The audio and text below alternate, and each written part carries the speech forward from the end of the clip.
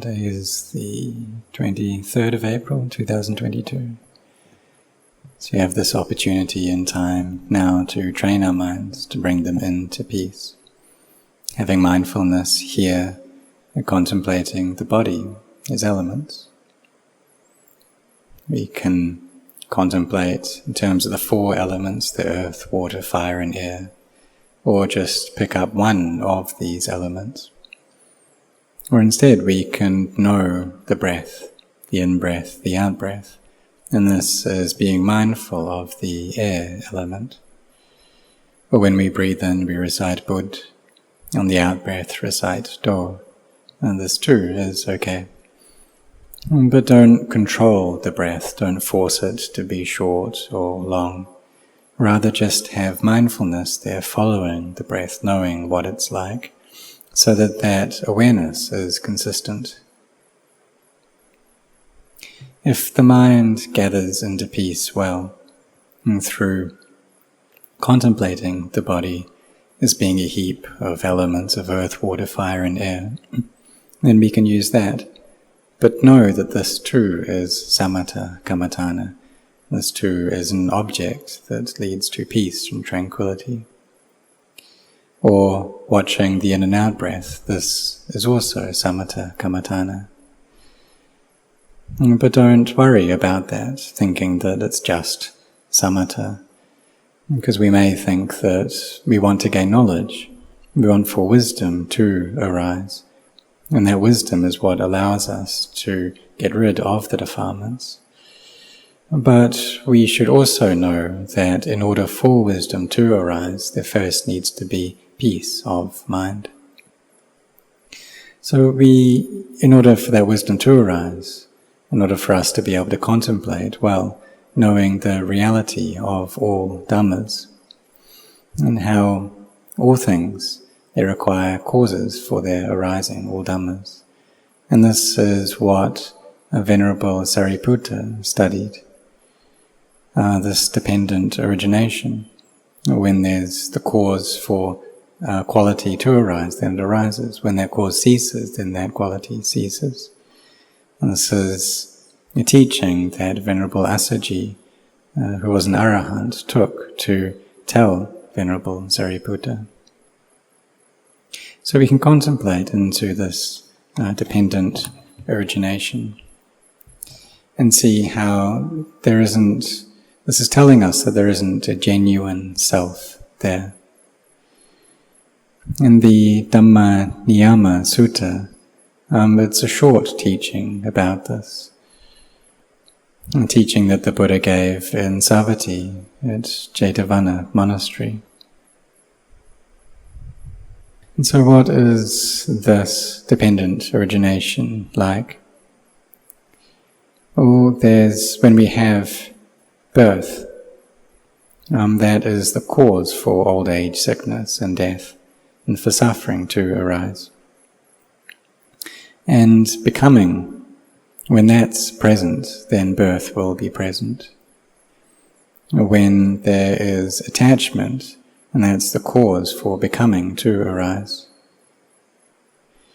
And so when there is attachment, a sense of enjoyment, delight in the world, in this world of sensuality, then there'll be clinging there to this world.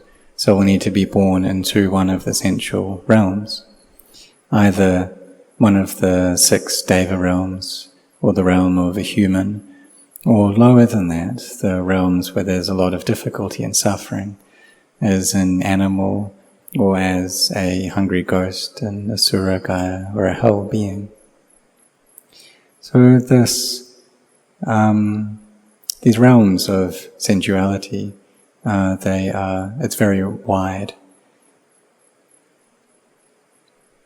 So what can we do to be born into a good level, going between the births of a human and a deva? Well, we need to have good qualities there within our minds. So there is this clinging, and where does that clinging come from? Well, it comes from craving. When there's the presence of craving, then clinging will arise. And so there's this craving for sensuality, there's the craving to be and to have, the craving not to be, not to have. And this craving arises because of the presence of Vedana, of feeling. And where does feeling come from? It comes from contact. And this contact is the cause for Vedana to arise. But this contact is there because of the presence of name and form. Name and form are the causes for contact. But what is it that name and form arises dependent upon? This too has its causes and conditions. There's avijja, ignorance, which gives rise to sankharas, conditions. Then there's vijnana, sense consciousness. And this is the cause for name and form to arise. And this in turn is the cause for there being contact. And this goes on until we get to suffering, old age, sickness and death, sorrow, lamentation, pain, grief and despair. So when the Buddha awakened, he saw into the cycle of dependent origination, and how there isn't a me or a mine there within it. So the wisdom that the Buddha found, he used this to teach us so that we in turn could understand. But whether or not there's a Buddha that arises within the world, the Dhamma element, the Dhamma dhatu, is like this. It is this way. And that its nature is simply to be like this. It's a fixed and unchanging law of nature. And what is that? Well, it's when there's something that arises, it arises because of a cause. When that cause ceases, then that thing ceases. So this is ita paccayata. And so the Buddha gained knowledge into this, gained knowledge into the Dhamma, and then he took this Dhamma to teach us, and so that we could practice in line with it, following it. He spread the Dhamma, he spread the ways of practice. This Noble Eightfold Path, Sila, Samadhi, Panya, virtue, collectedness and wisdom, that can take us to gain a clear knowledge into the Dhamma that the Buddha awakened to.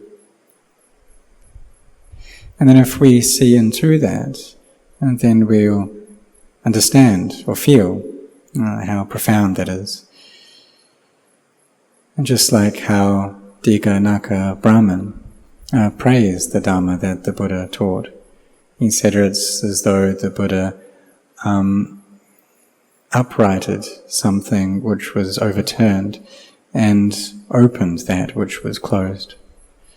So if something is closed, then we don't see it, but he opened it so that it was now revealed. In the Buddha's teaching, it's like that, it's not otherwise. So when there's a cause for something to arise, then that thing will arise. So we should contemplate into this. Sabbe sankhara anicca, sabbe sankhara dukkha, sabbe dhamma anatta. And so that all conditions are in constant changing, all conditions are stressful, and all dhammas, all things, are not self. So even though the Dhamma may arise, still that Dhamma is not self. Because all Dhammas are anatta, they're not me, they're not mine. And the Buddha also taught about the four foundations of mindfulness. Having mindfulness in the body, in the feelings, in the mind, and the Dhamma. Seeing how the body is just a body, feelings are just feelings, the mind is just a mind, and the Dhamma is just that, just Dhamma. So even though there's knowledge that arises, there's no attachment to that knowledge. And why is that? Because sabbe dhamma anatta, and that all dhammas are not self. And so don't attach to anything. And this is entering into the very heart of the teachings of the Buddha. And if we want to gain this knowledge, then we need to train our minds, and so that this knowledge can arise within them. We need to be really firm in walking on this Noble Eightfold Path. But in the beginning, when we start that journey, our vision is not yet clear, because this Dhamma is something that's very subtle. So we should study about virtue initially, having virtue, sila, having samadhi, and these qualities develop into wisdom, and steadily but surely we gain clarity of vision. But when we start out, then there can be a lot of inner agitation. Things aren't yet peaceful. But when the mind does settle into peace, then our doubts are relieved. And the reason why we have doubts is because there's not yet any peace. But these doubts just stir the mind up. They make it chaotic. We can think or try to find a path of practice, asking ourselves, well, what should we do? What way should we take? What's the direct route? Because there are so many texts, there are so many teachers. In one place they give this teaching, in another place they give another teaching.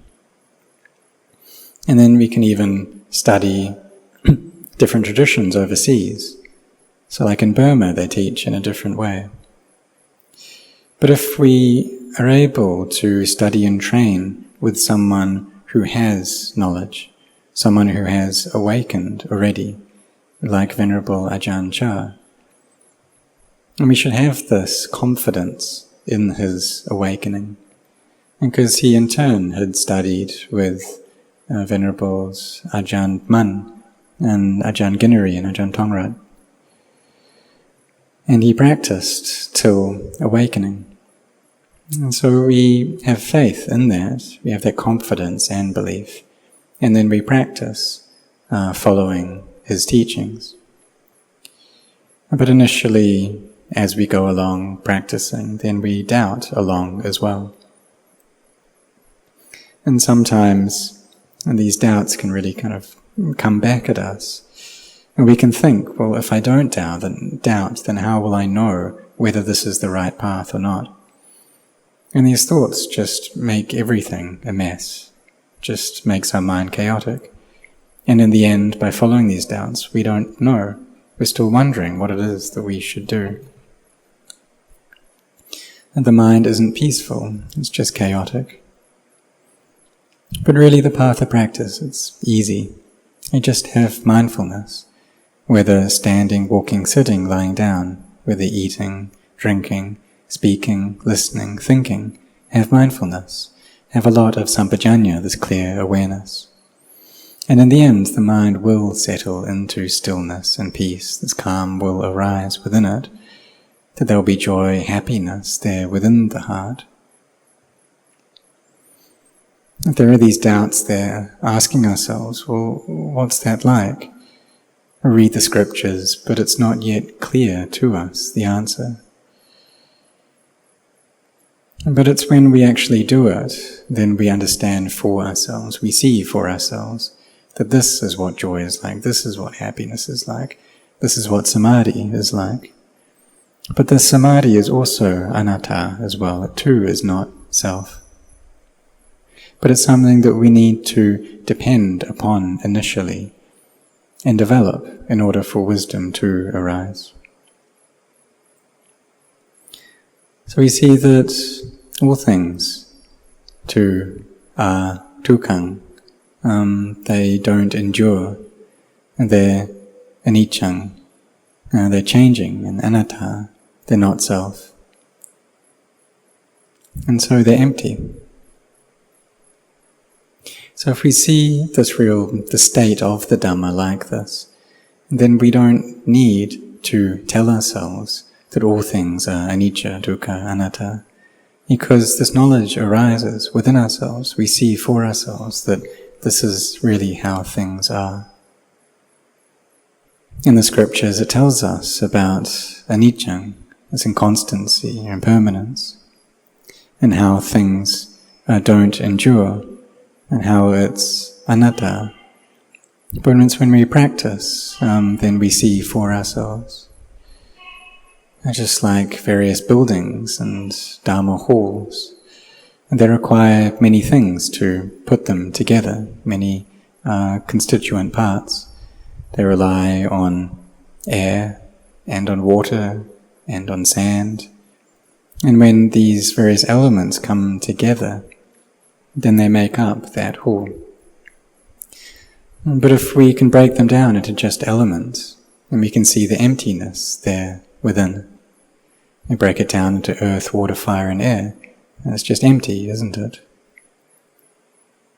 But in the beginning, we need to make our minds peaceful first. And when there's this inner peace, that's when vipassana, this insight, can arise. And so we steadily train our minds like this. And in the end, then we'll see with clarity the state of reality. And this is the wisdom that arises from bhavana, from mental cultivation. And there's this clear insight, and there's no doubts. So may you train yourselves like this. And as you do, then you'll steadily see the truth. You see into this dependent origination, how the Dhammas, these qualities, they require causes for their arising. But initially there's still a self there.